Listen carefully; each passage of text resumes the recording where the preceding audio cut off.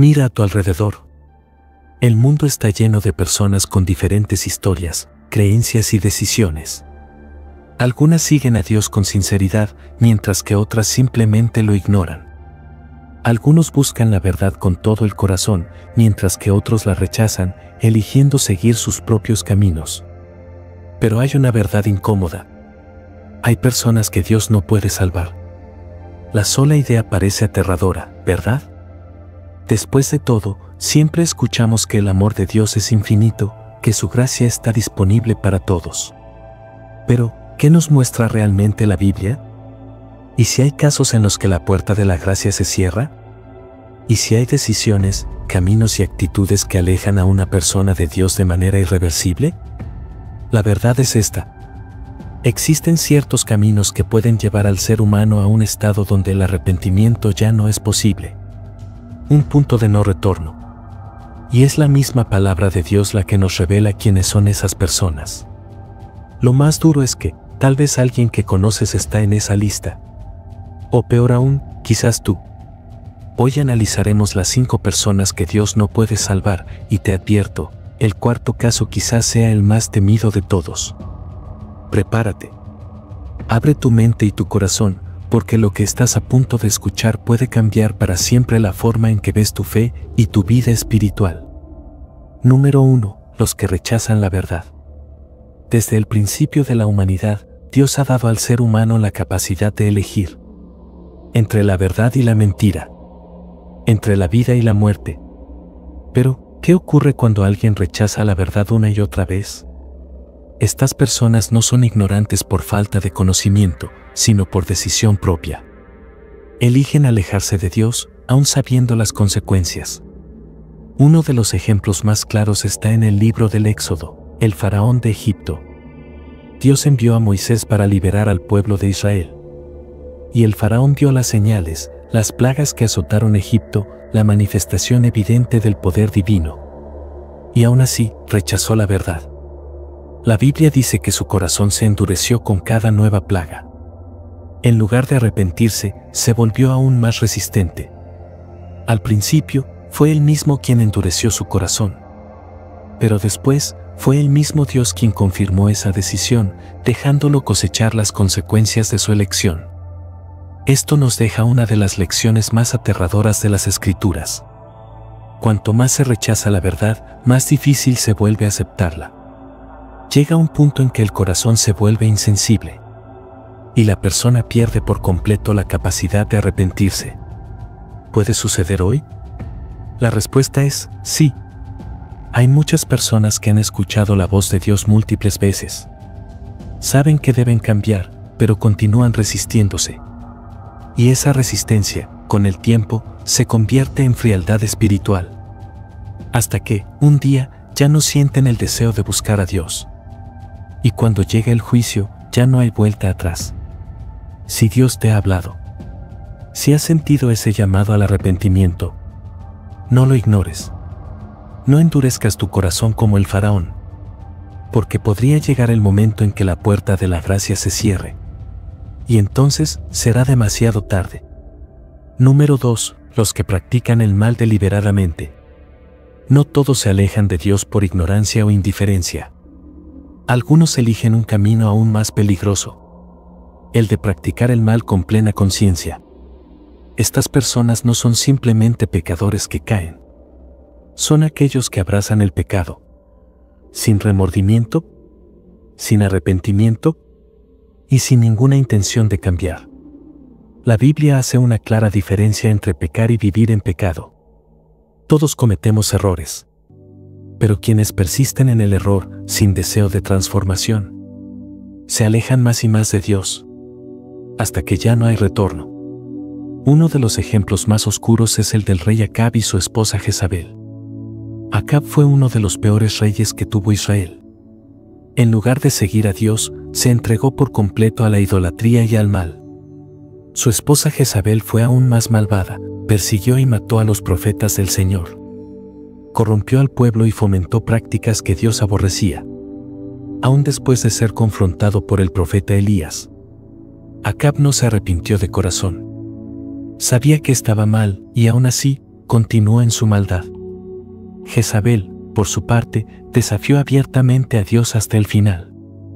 Y su final fue tan trágico como su vida. Cuando el rey Jehú tomó el trono de Israel, ella trató de burlarse de él desde una ventana de su palacio. Pero la orden fue clara: ¡que la derriben! Y así fue. Su cuerpo cayó, fue destrozado. Y luego los perros la devoraron. La carne de Jezabel fue devorada por perros, cumpliendo exactamente la profecía que Elías había declarado sobre ella. Este tipo de persona representa a aquellos que saben lo que es correcto, pero eligen deliberadamente lo que está mal. No solo pecan, se entregan al pecado con cuerpo y alma, ignorando cualquier advertencia o llamado al arrepentimiento. Y aún hoy, esa actitud persiste. ¿Cuántas personas hacen el mal intencionalmente, sin ningún remordimiento?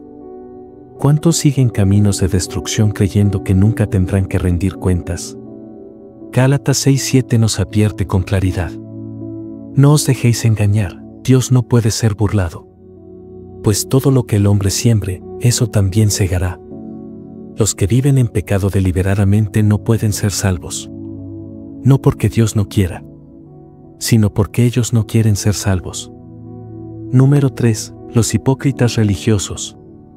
Este grupo es especialmente peligroso.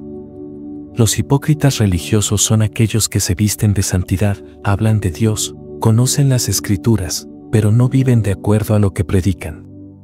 Usan la religión como fachada, pero sus corazones están lejos de Dios. Jesús fue contundente con ellos. Los fariseos, líderes religiosos de su época, enseñaban la ley, parecían espirituales por fuera. Pero Jesús los desenmascaró. En Mateo 23:27, declaró: «Ay de vosotros, escribas y fariseos, hipócritas, porque sois como sepulcros blanqueados, que por fuera se muestran hermosos, pero por dentro están llenos de huesos de muertos y de toda inmundicia». Jesús no nos condenó por ser pecadores, porque todos pecamos. Los condenó por negarse a reconocer su corrupción interior. Sus oraciones eran públicas, sus ayunos eran para ser vistos por otros. Buscaban la alabanza humana, no la aprobación divina. Esta hipocresía religiosa no quedó en el pasado. Hoy en día, muchos se esconden detrás de una apariencia de piedad, pero sus acciones demuestran que nunca conocieron a Dios de verdad.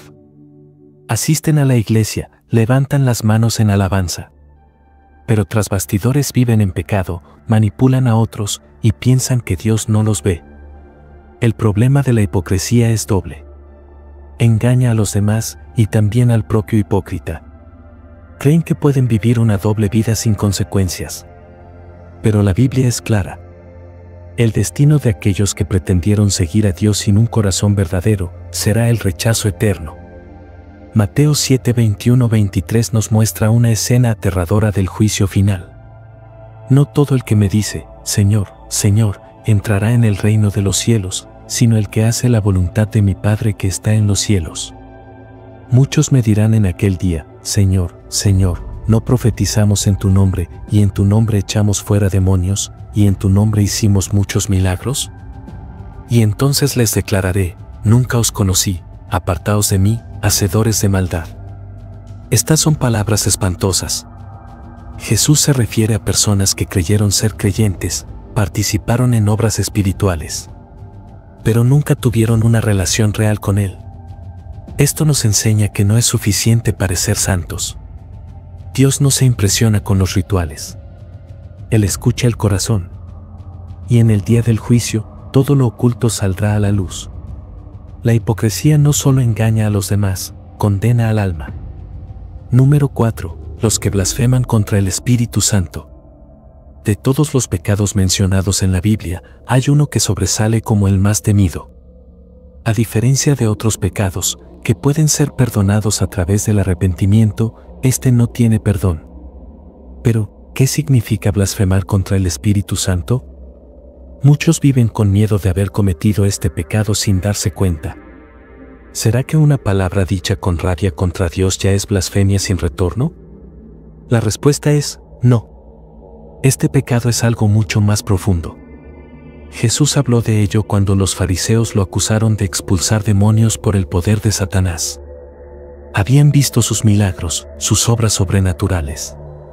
Y aún así, atribuyeron al diablo lo que claramente era obra del Espíritu Santo. Mateo 12, 31-32 dice: Por tanto os digo, todo pecado y blasfemia será perdonado a los hombres, pero la blasfemia contra el Espíritu no les será perdonada. Este pasaje revela algo profundo. Blasfemar contra el Espíritu Santo no es simplemente decir algo ofensivo contra Dios. Es rechazar deliberadamente su acción en el corazón hasta el final. Los fariseos no pecaron solo con sus palabras. El problema era la dureza de sus corazones. Vieron la verdad de cerca, tenían pruebas. Y aún así, la rechazaron rotundamente. ¿Esto puede pasar hoy? Sí. Cuando alguien rechaza una y otra vez la voz del Espíritu, endureciendo su corazón, llega a un punto en que ya no siente la necesidad de arrepentirse. Es como quien se aleja tanto de la luz, que ya no puede ver nada más. Hebreos 10, 26-27 lo dice con fuerza. Porque si pecaremos voluntariamente después de haber recibido el conocimiento de la verdad, ya no queda más sacrificio por los pecados, sino una horrenda expectación de juicio y de hervor de fuego que ha de devorar a los adversarios. Este es uno de los pasajes más serios de toda la Biblia. Quien rechaza conscientemente la verdad, se está cerrando a Dios de una manera que puede llevarlo a un punto sin retorno. Pero si alguien teme haber cometido este pecado, esa misma preocupación indica que su corazón aún es sensible a Dios. El verdadero peligro está en aquellos que ya no sienten nada, que viven en oposición al Espíritu y ni siquiera les importa. El destino de esas personas es trágico. Número 5. Los que mueren sin Cristo. De todos los caminos que alejan a una persona de Dios, este es el más irreversible. Porque mientras hay vida, hay esperanza. Esperanza de arrepentimiento. Esperanza de reconciliación. Pero una vez que llega la muerte, ya no hay vuelta atrás. La Biblia es clara, la salvación solo está en Jesucristo. No hay otro camino. No hay otro nombre por el cual podamos ser salvos. Juan 14:6 dice: Yo soy el camino, la verdad y la vida. Nadie viene al Padre, sino por mí.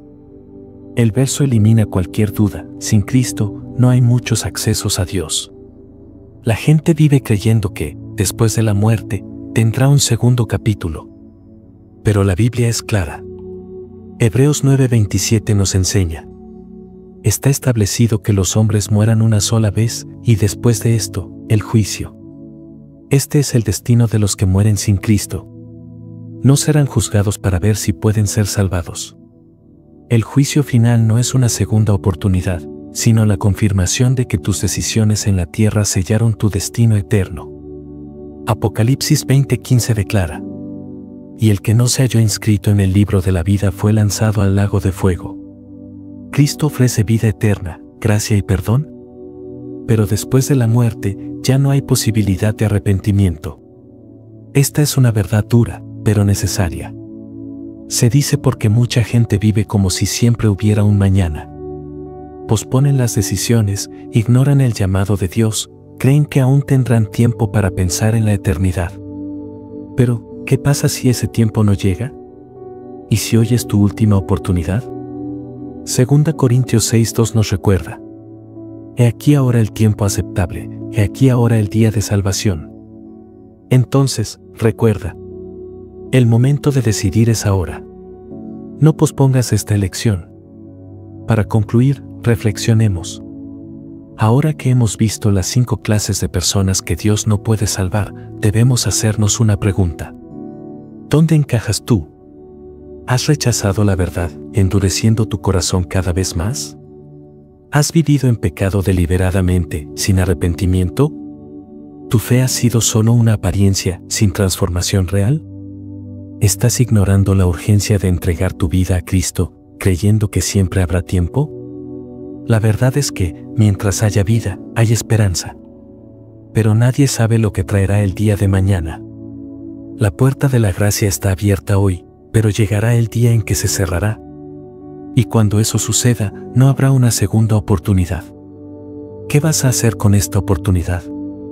Si Dios te ha hablado a través de este mensaje, no endurezcas tu corazón. No ignores este llamado. El tiempo de salvación es ahora.